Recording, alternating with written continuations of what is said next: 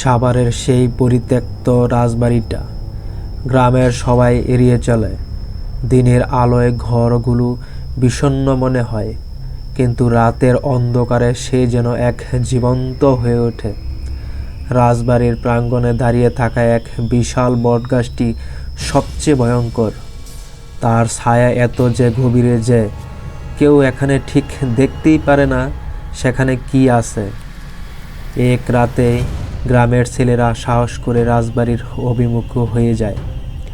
তারা গল্প শুনেছে যে গাছটির ঢালে বসে একটা অদৃশ্য ছায়া রাতে হাঁটে। কেউ কেউ বলছে রাজবাড়ির শেষ রাজা, সে খুব নির্মম ছিল, তার আত্মা সেই বটগাছের সাথে মিলিয়ে গেছে। ছেলেরা রাজবাড়ির প্রবেশদ্বারে এসে হঠাৎ থমকে যায়। প্রাচীরের ভাঙা কংক্রিট যেন অদ্ভুত আওয়াজ আসছিল, যেন কেউ নিচের দরজা গড়ছে। ওহ, এটা কেবল বাতাস, একজন কম কণ্ঠে বলল, কিন্তু তার চোখে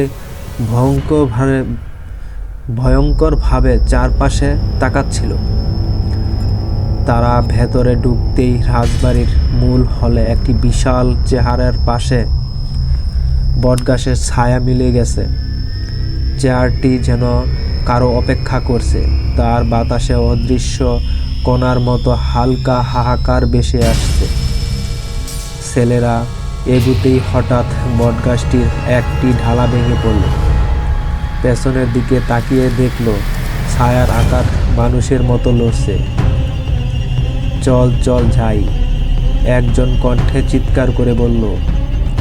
কিন্তু সেদিন তারা আসলো। সেদিনই রাজবাড়ির দরজা বন্ধ হয়ে গেল।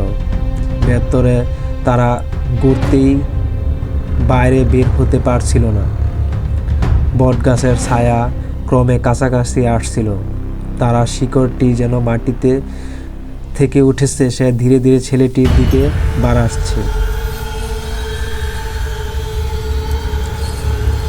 পরের দিন গ্রামের মানুষ বলল, রাজবাড়ির এই বটগাছের ছায়া রাতে জীবন্ত হয়।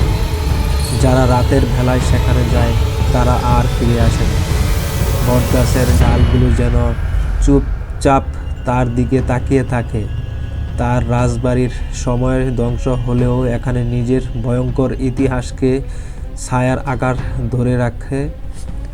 কেউ বলে, যদি তুমি রাজবাড়িটির দিকে তাকাও, বিশেষ করে রাতের অন্ধকারে, তুমি সেই বিশাল বটগাছের ছায়া, রাজা ও তার আত্মার নীরব ভয়ঙ্কর দেখবে, যারা কখনো শান্ত হয়নি। আর গ্রামের ছেলেরা কখনো আর রাজবাড়ির দিকে যায় না।